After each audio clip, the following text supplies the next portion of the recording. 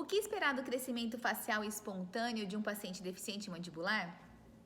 Para um ortodontista, é muito fácil nós recordarmos que as características oclusais de uma classe 2 elas se mantêm ao longo dos anos.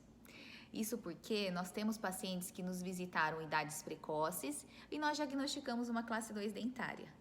E quando eles retornaram anos depois para um tratamento corretivo, aquela classe 2 se perpetuou, ela ainda estava lá na fase de dentes permanentes. Isso significa, então, que ao longo do desenvolvimento da oclusão, as relações dentárias foram mantidas. O crescimento perpetuou isso. Então, como será que é o crescimento espontâneo, o crescimento sem nenhum tipo de atuação ortopédica de um paciente deficiente mandibular? O que a literatura nos mostra é que esses pacientes, eles apresentam uma mandíbula menor. E essa mandíbula, ela cresce, mas ela cresce em incrementos anuais menores do que de um paciente que não tem nenhuma alteração de crescimento, do que um paciente padrão 1, por exemplo. E aí, a hora que a gente entende isso, nós entendemos o quanto a genética é soberana no crescimento de uma face. Que nossa face é um arcabouço constituído morfogeneticamente. E assim, nós conseguimos ter uma ortopedia menos frustrante, mais leve. Porque a gente passa a entender que uma vez que a gente tem um comprometimento no crescimento, seja em magnitude ou seja em direção, isso vai influenciar no nosso tratamento. Seja naquele momento da nossa atuação, no resultado em curto prazo, ou seja mesmo no nosso prognóstico em longo prazo, que é algo que também nos preocupa. É claro que nós teremos aqueles pacientes que vão crescer melhor. Eles são deficientes mandibulares, mas o próprio crescimento ao longo dos anos faz com que o mento tenha uma melhor participação da face.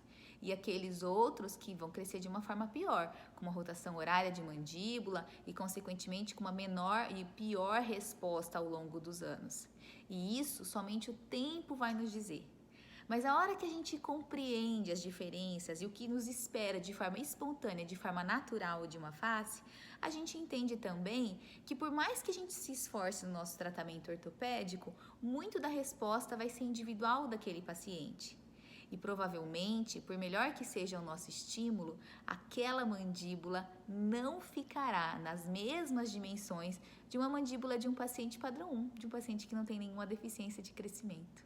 Então, fica a mensagem que é possível que nós façamos um diagnóstico e um prognóstico do nosso paciente baseado em uma análise facial que a gente faz lá na fase precoce, lá quando a criança está na fase de dentes descidos ou início de dentadura mista. Exatamente porque nós sabemos o quão a genética é importante e soberana na morfologia facial. E uma vez conscientes disso, a nossa conversa com os pais desse paciente, do prognóstico dele, vai ser muito diferente, assim como as nossas expectativas de tratamento, tornando a nossa prática clínica muito mais leve e muito mais consistente. Espero que goste e que esses conceitos te ajudem no seu dia a dia clínico para ter cada vez mais sucesso e prazer na sua rotina clínica. Um beijo!